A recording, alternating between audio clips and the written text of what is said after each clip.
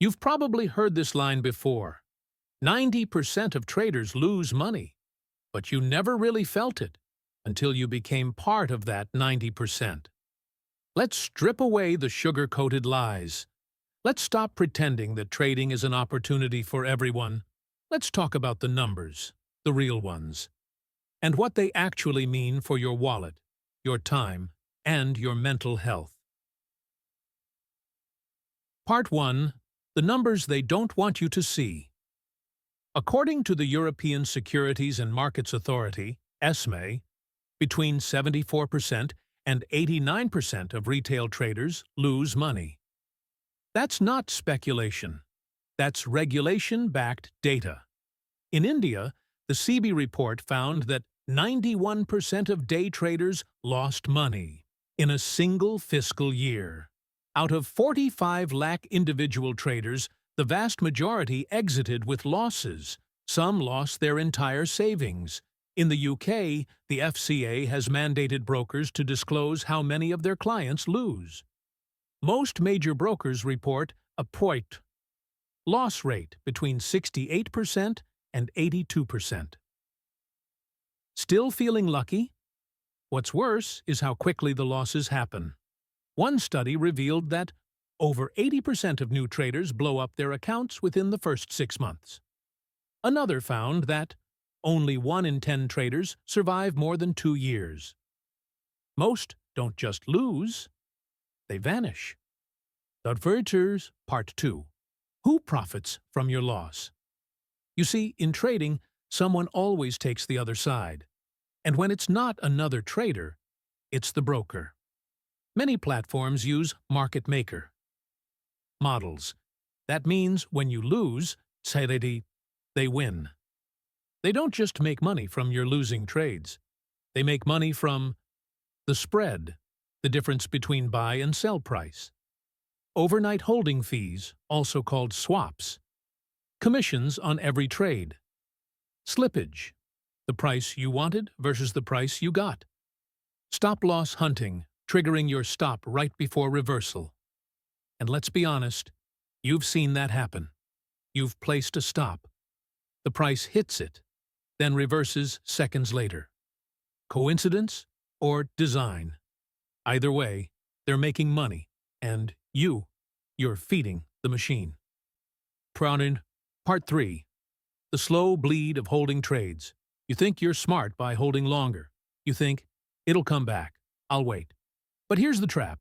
The longer you hold, the more you pay in fees. The higher the leverage, the faster your capital burns.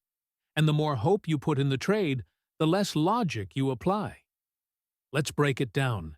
If you're using a 1-to-100 leverage and holding a trade overnight, you're paying a fee every single day. Multiply that by 10 days, you're burning cash. Some brokers even increase these fees over weekends and holidays. Now imagine this. You've got 4 trades open. All of them are red. You don't close them because they might recover. But every night your balance drops a little more. Not because the market moved, but because the platform drained you. This isn't trading.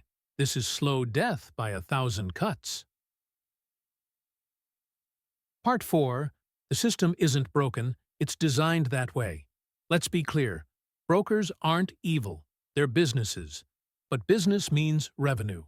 And if most traders lose, then their losses are someone else's profit. So ask yourself, would a system built on losing traders ever be truly on your side? Why would they spend millions on ads? Why do they offer free webinars, bonus deposits, and fake copy trading tools? Because they want volume. They want activity. They want you trading more, longer, and with more risk. That's not education. That's behavioral engineering. Part 5. The psychology of hope and denial. Now let's get deeper. Why do we stay in the game, even when we know the odds? Because of something powerful. Hope. Hope that the next trade is different.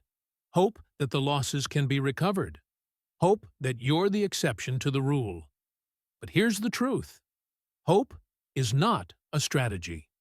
And denial is not strength. Every time you chase a loss, you're not fighting the market. You're fighting yourself.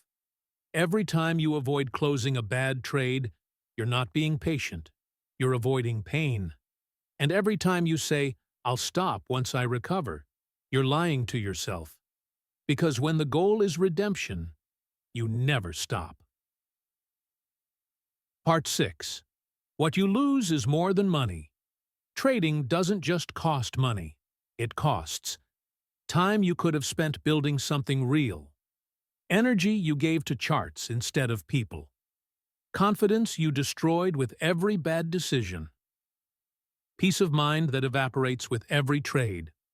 And worst of all, it costs clarity.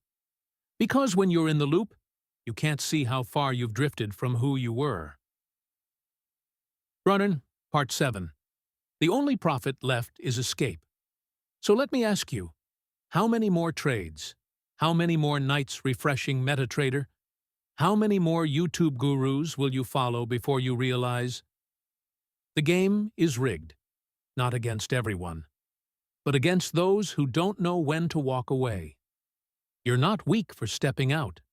You're smart. You're brave. And you're finally free. This channel isn't here to teach you how to win the game. It's here to help you leave it.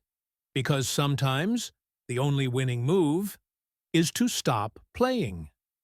Like this video if this hit you deep. Subscribe for honest content the trading world avoids. Share it with someone who still thinks they can outsmart the trap. Trade safe. Or trade none at all. Don't just watch this video once. Watch it again and again if you have to. Because maybe your conscious mind will resist it. But your subconscious, it already knows. It knows you've been trapped. It knows the pattern. It knows the pain.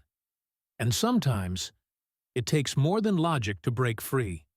So let this message sink in. Let it echo quietly in your thoughts. You don't need to regret what you lost. You don't need to punish yourself for being hopeful. What matters now is that you stop losing yourself.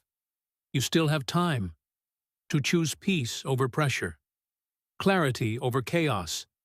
You don't have to spend the rest of your life inside the trap. Not when you can start a new one. Right now. Replay this. Share this. Escape this.